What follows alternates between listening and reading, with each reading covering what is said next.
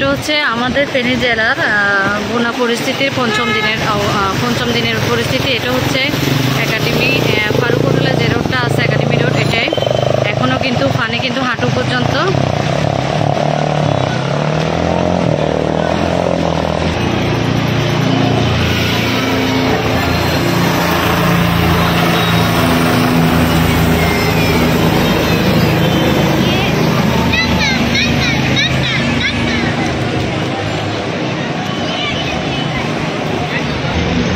মানুষের কষ্ট ট্রাক করে পিক আপ করে যাচ্ছে।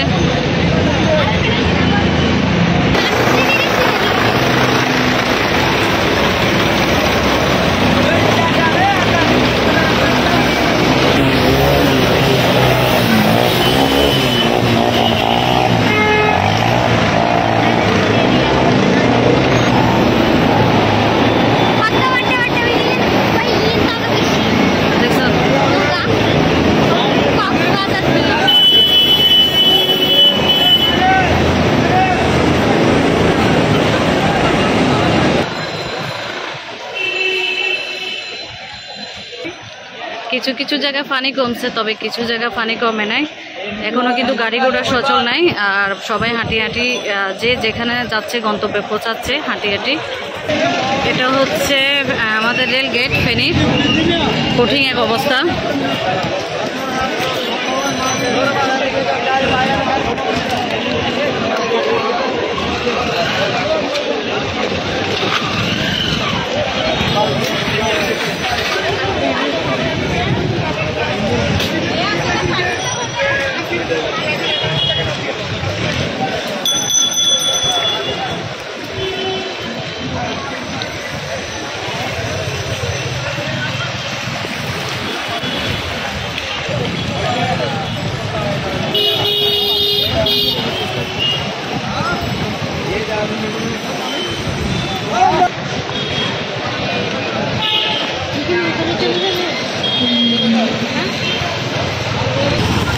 আসলে শহরাঞ্চলগুলো এমন অবস্থা, কিন্তু গ্রামের পরিস্থিতি খুবই অবস্থা খারাপ। যেটা হচ্ছে আপনার ফুলকাজি, পরশুরাম, ছাগলাইনিয়া, তারপর ছাগলাইনিয়া আশেপাশে যে ইউনিয়ন পর্যায়ে গ্রামগুলো আছে সবগুলোর অবস্থা খুবই খারাপ। কারণ আমাদের শহরাঞ্চলে যদি এখনও পানি কমে না, কিন্তু গ্রামের এই যে রাস্তাঘাট থেকে শুরু করে পানি আস্তে আস্তে কমতেছে, কিন্তু মানুষের খাদ্য সংকট, বিশুদ্ধ পানি সংকট এগুলো কিন্তু বরাবরে বাড়তেছে যখন বৃষ্টি।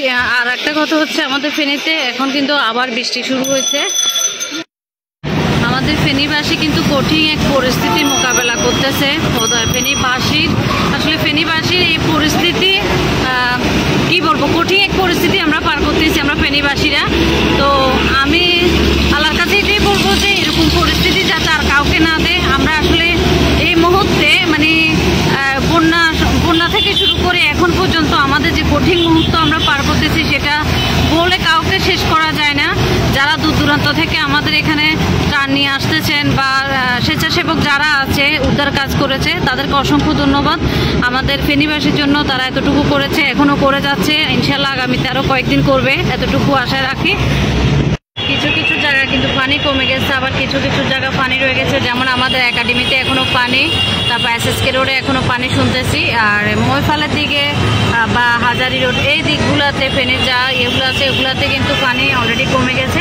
আর একটা কথা হচ্ছে যেটা যারা অনেকে আমাকে বিভিন্ন পোস্টে কমেন্ট করতেছেন, আপনি কোথায় ছিলেন, আপনি কেন সহযোগিতা কারো দিয়ে আসেনি। আমি যতটুকু সম্ভব পেরেছি পোস্টের মাধ্যমে বিভিন্ন মাধ্যমে সহযোগিতা করার জন্য, মানুষের কাছে খবর পৌঁছায় হলেও সহযোগিতা করার জন্য। কিন্তু আমি নিজে তো পানিবন্দী হয়ে আছি গত 5 দিন। আমার বাসার দোতলা পর্যন্ত চুচু পানি ছিল, একদম পানিবন্দী, খাবারের কষ্ট, পানির কষ্ট, অবস্থা আমাদের খুবই খারাপ ছিল।